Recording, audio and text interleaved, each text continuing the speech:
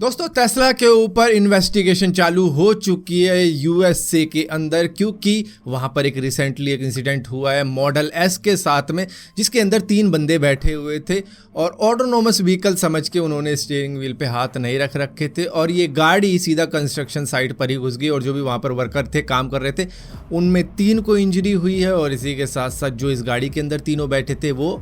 स्वर्ग सिधार चुके हैं। तो इस तरीके के बहुत से मामले पहले भी हो चुके हैं टेस्ला के, तो जिनमें जाने गई हैं लोगों की वैसे 30 इंसिडेंट हैं, तो उनके अंदर एक डीप इन्वेस्टिगेशन चल रही है जो कि इनके ऊपर कार्रवाई करवा सकते हैं, क्योंकि ये अपनी कार को फुल्ली ऑटोनोमस व्हीकल बताते हैं, जबकि वो ऐसा नहीं है। ये लेवल 2 ड्राइवर असिस्टेंस सिस्टम के साथ में आती है और फुल्ली ऑटोनोमस व्हीकल वो होता है जो कि लेवल 4 या 5 का होता है। तो यहाँ पर अब तक टेस्ला मिसलीड कर रहा था लोगों को ये बता के कि ये ऑटोनोमस व्हीकल है, वो भी फुल्ली, जिसकी वजह से लोग स्टीयरिंग व्हील पे हाथ हटा के ऐसे करके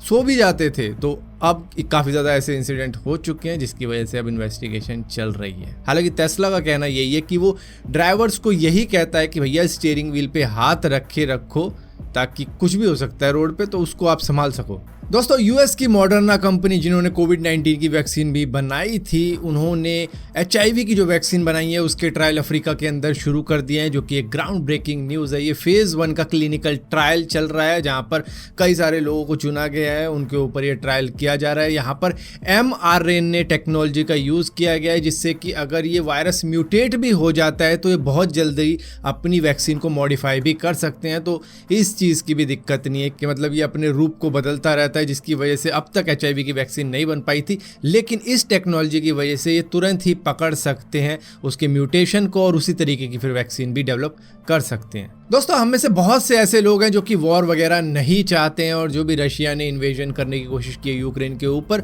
उसके खिलाफ भी कई सारे लोग बातें कर रहे हैं और हैकर ग्रुप भी मतलब कई सारे हैं जो कि रशिया के खिलाफ ही हैं। बहुत सी चीज़ें उन्होंने रशिया के खिलाफ करी हैं, जैसे कि एक हैक्टिविस्ट नाम का ग्रुप है जिन्होंने लोगों की हेल्प लेके रशियन ऑफिशियल्स को दुखी कर रखा है। कैसे? उन्होंने एक वेबसाइट क्रिएट कर दी wasterussiantime.today और इसके ऊपर जाने के बाद में कोई भी बंदा रशियन ऑफिशियल्स को कॉल कर सकता है, जिससे कि उनका टाइम वेस्ट होगा। आप मतलब कॉल करके बस ऐसे ही रख भी सकते हो। इसमें 5000 रशियन गवर्नमेंट ऑफिशियल्स के नंबर मौजूद हैं, जिससे कि उनके नंबर सारी दुनिया वाले स्पैम कॉल करके बिल्कुल बिजी ही रख रहे हैं, जिसकी वजह से ना तो वो कोऑर्डिनेट कर सकते अपने सोल्जर्स से, ना वो कोऑर्डिनेट कर सकते दूसरे ऑफिशियल्स के साथ में, ना वो इन्वेजन का प्लान और आगे बढ़ा सकते, ना वो बॉम्ब की प्लानिंग कर सकते कि यहाँ पर बॉम्ब गिरना है, वहाँ पे बॉम्ब गिरना है। तो इस थिंकिंग के साथ में उन्होंने ये वेबसाइट शुरू करी है ताकि वो किसी तरीके से रशिया को रोक पाएं। यहाँ पर दोस्तों रशिया की अगर बात कर ही रहे हैं तो भैया रशिया ने अपने न्यू लेज़र वेपन की टेस्टिंग भी शुरू कर दी है यूक्रेन के ऊपर, जिससे कि वो सैटेलाइट्स को ब्लाइंड कर सकता है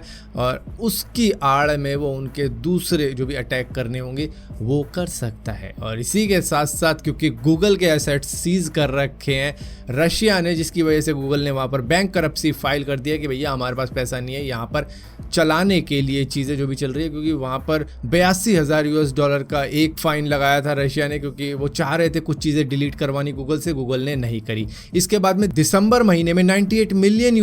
का एक फ़ाइन लगा दिया वही सेम रीज़न के ऊपर कि भैया तुमने हमारी चीज़ें डिलीट नहीं करी जो हम चाह रहे थे। तो बैंक करप्सी फाइल होने से फ़ायदा ये होगा गूगल को कि अब उन्हें वहाँ के जो वेंडर होंगे, सप्लायर्स होंगे, जो एम्प्लॉय होंगे, उनको पे नहीं करना पड़ेगा और बहुत सी ऐसी चीज़ें होती हैं जिसकी वजह से वो वहाँ पर काम कर रहे होते हैं,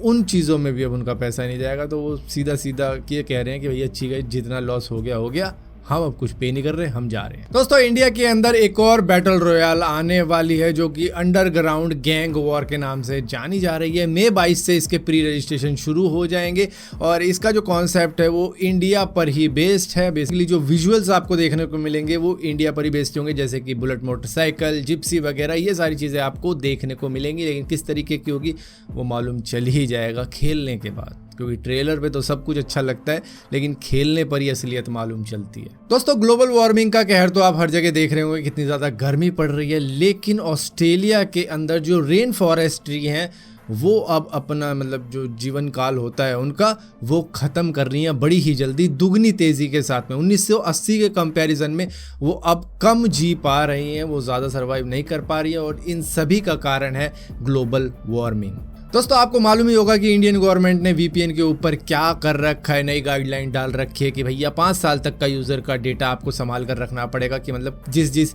वेबसाइट के ऊपर जा रहा है उसका पता रहना चाहिए गवर्नमेंट को। तो इस तरीके की चीज़ें वीपीएन के साथ में की जा रही है और उनको ये कहा गया कि अगर तुम्हारे पास की ये नहीं है तो तुम इंडिया छोड़ सकते हो, इंडिया में काम करना ज़रूरी नहीं है तुम्हारे लिए, ये कह दिया है सिंपली। और वीपीएन होता है हमको हाइड करने के लिए, लेकिन वो कह रहे हैं कि भैया आप जा सकते हो अगर आप यूज़र को हाइड करवा रहे हो। तो इससे तो वीपीएन कंपनियां बर्बाद ही हो जाएंगी, मतलब वीपीएन उनका यूज़ ही कौन करेगा। तो सिंपली उनको ये कहा जा रहा है कि वीपीएन कंपनी यहाँ पर छोड़ो, अपनी दुकान के बाहर पकोड़े बेचो। फिलहाल के लिए दोस्तों इस वीडियो के अंदर इतना ही। अगर ये वीडियो आपको पसंद आती है तो इस वीडियो को लाइक जरूर करना, शेयर जरूर करना और इसी तरीके की और भी वीडियो देखने के लिए इस चैनल को सब्सक्राइब जरूर करना। और सब्सक्राइब किया तो बेल का आइकॉन जरूर दबाना, वरना आपको मालूम भी नहीं चलेगा मैंने कोई वीडियो डाली भी है।